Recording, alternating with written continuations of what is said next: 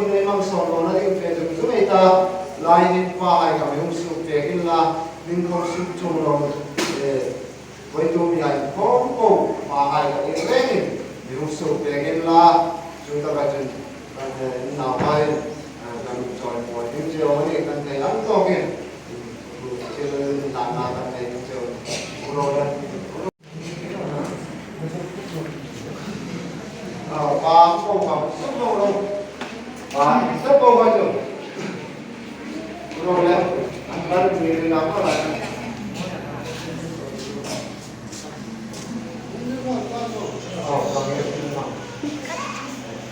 itu memang kalau ini kita apa tu benda di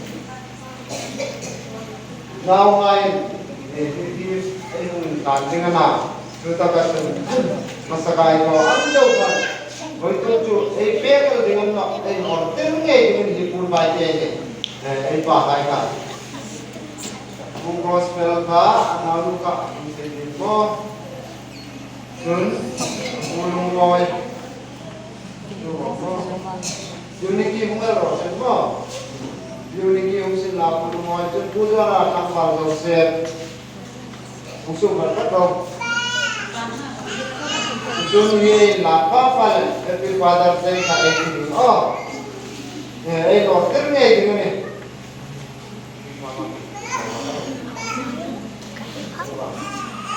jun pulang ni. Yung kawalan sa unahin, ramne po yung muro. Yung kumuma, anawin ka, kumama, gantong boy. Sofa. Ramne po yung muro. Yung APS ba, lumama yung sila. Ipay ko, kasi wala ko na ako. Yung pusara, tuh, lalit lang ako. Dempar mo eh. Una ka. Bulot sa lambal ekan, naupang ekan. Terus sa lamuan para umam. Una pero. Gawin pa.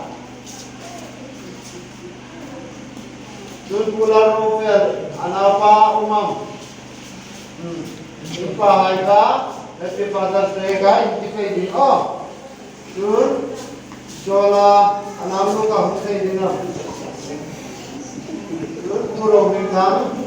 Ito si. Yun. Losi din.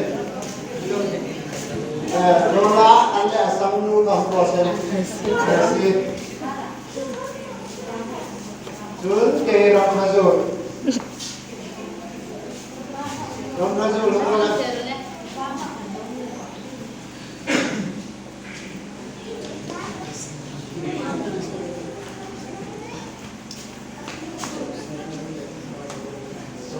bahay si ganyan order din ko. Si Peter ba yung bahay? Nagir dengan tayo ini sila fiesta.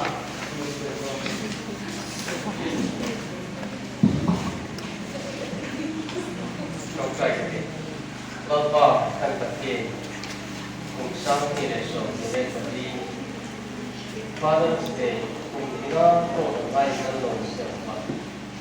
Boy sumpong, boy na takara.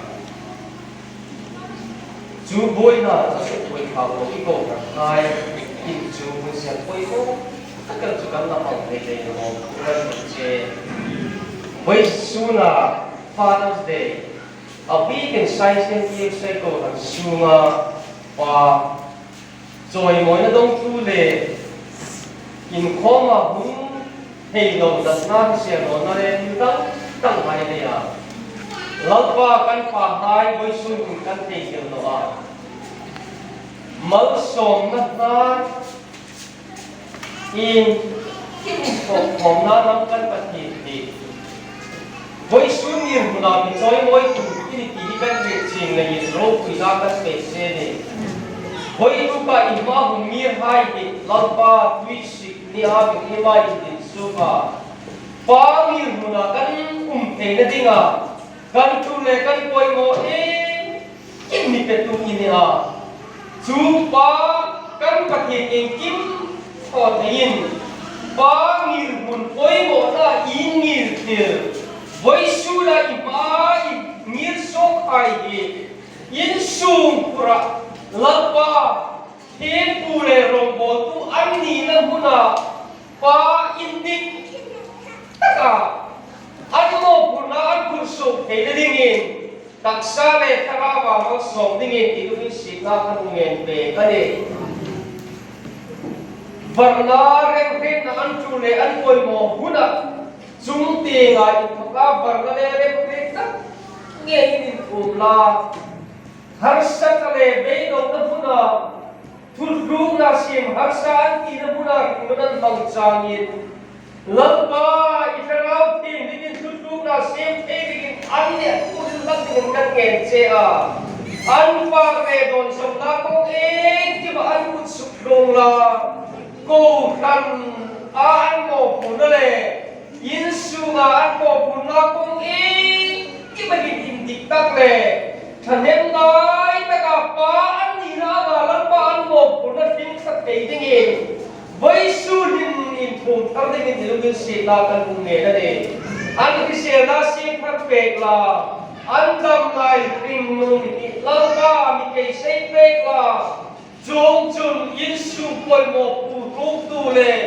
in su ka ni na poi mo mi poi mo le ban poi mo an ni el chong lo ba now le te hai ta ni na pa mi poi mo tak an ni na hune hin al lut na in su ga ni now hai le mai ai ko ka pe no su la pa hai ni el ko tin chu lut na le ro pui na le ka ti na ga ngan pa kan lut na le kan ro pui ni lam te so ga ke ni ke ko ko tin ting lut kan mala in lom tu a in su pra tu a ilaram su le tu kan ni sen ke jadi nga ilumin se ti thang pui na sandam tu so ki chu mai ta ko je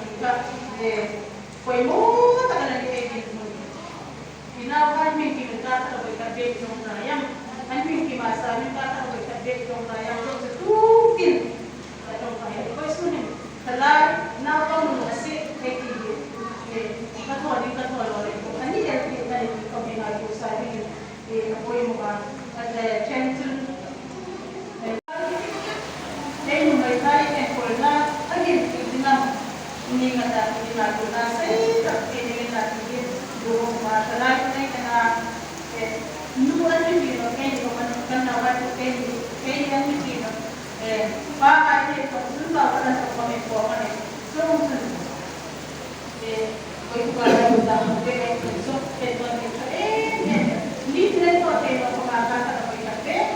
eh naman insan pagin mo na po yung napan kasi din ito dari rumah itu sebuah pengaruh tunai na ini tunai tu ini angin mau pengaruh kita ini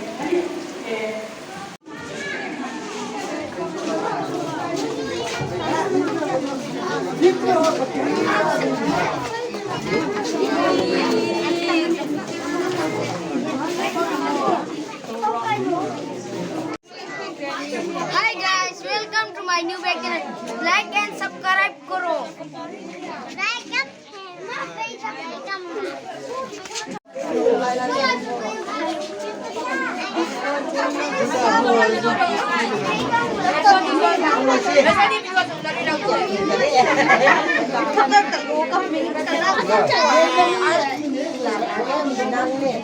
Mami, ilusog ka raw. Ilusog ka, hay ka.